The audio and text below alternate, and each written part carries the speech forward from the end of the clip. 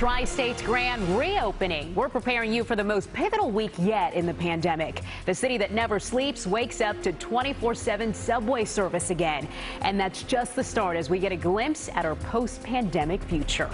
Thank you for joining us. I'm Gilma Avalos, and we are entering one of the most anticipated weeks since the start of the pandemic.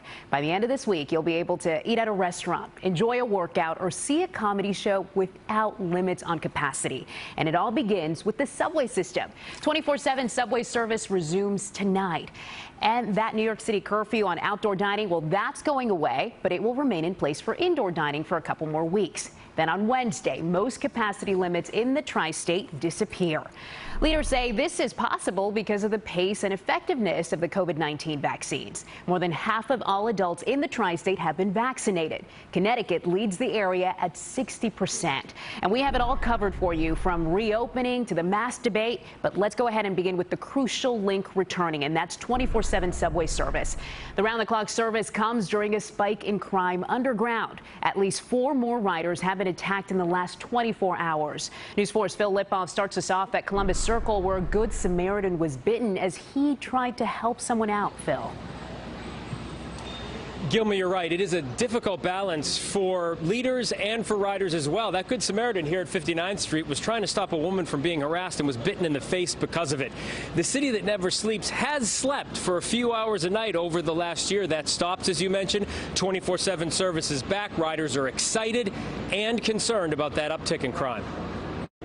The subway is no longer closed from 2 to 4 a.m. MTA workers taking down the signs that you've seen for almost a year now. And at Columbus Circle, the rollout of a slick new campaign to bring strap hangers back. Welcome back, New York. A huge sigh of relief for the MTA that pre-pandemic saw 5.5 million subway riders a day. At the height of the pandemic in the darkest days, that dropped to as low as 300,000. Today, back up to 2.1 million. I think it's fantastic. I mean, frankly, I was concerned that it would never happen again. Just underneath the press conference on the 59th Street platform, nothing but thumbs up from riders like Kevin Wilson. Anything to help people commute and get where they got to go. Millions of people stopped riding the train a year ago when the pandemic hit. The MTA hopes with 24/7 service restored, that will help bring ridership back. Riders tell us they hope it brings the city back. Especially with summertime, definitely generate a lot more revenue for the city.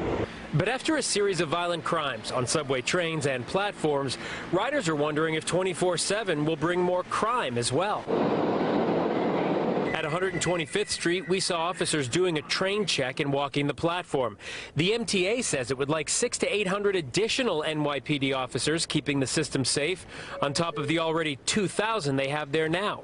I'm not going to give Commissioner Shea or Chief O'Reilly advice as to how to deploy their forces, but I think the point that visibility leads to deterrence is something that is clearly the case.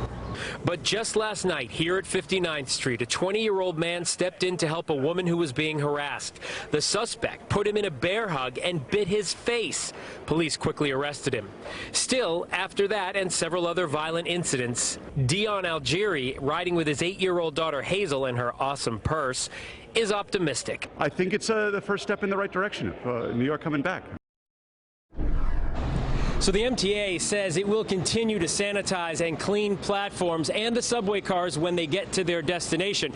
As for those 600 to 800 extra NYPD officers the MTA is looking for, no word if they're going to be made available. Live in Columbus Circle, Phil Lipof, News 4 New York. Okay, Phil, thank you. And as the subway fires up overnight, so too are bars and restaurants. That curfew that's been in effect for a year is going away tonight in New York City. And by Wednesday, restaurants across the Tri-State will be free of capacity limits, but other restrictions will remain in place. And it's all part of a major expansion happening this week. News 4's Adam Harding is on the Upper West Side with that return to some pre-pandemic life. Adam? And Gilma, good evening to you. Certainly a sign that the Tri-State is reopening, but not every restaurant owner that we spoke with is confident that this overnight change will lead to a big boost in business, at least right now. On the Upper West Side, it's hard to miss Ryan Gavin's Spaghetti Tavern. It's the one with the giant moose on the roof. We've only been open about a month now. His vision coming to life in the time of COVID. To say it's been hard may be an understatement. Extremely difficult. Licensing in the city is really slow. It's delayed. It's hard to get anything done. It's hard to find staff, but somehow we managed. And beginning this week, the state is banking on a potential big boost to an industry battered by the pandemic, with the outdoor dining curfew lifted. I'm feeling better and comfortable as people are getting vaccinated. Casey Waltz is excited. I like to see people out and about. Like, I have a dog, so I'll walk her at later hours of the night and feel good that there are people and there's a pulse around here, so it's a benefit to me.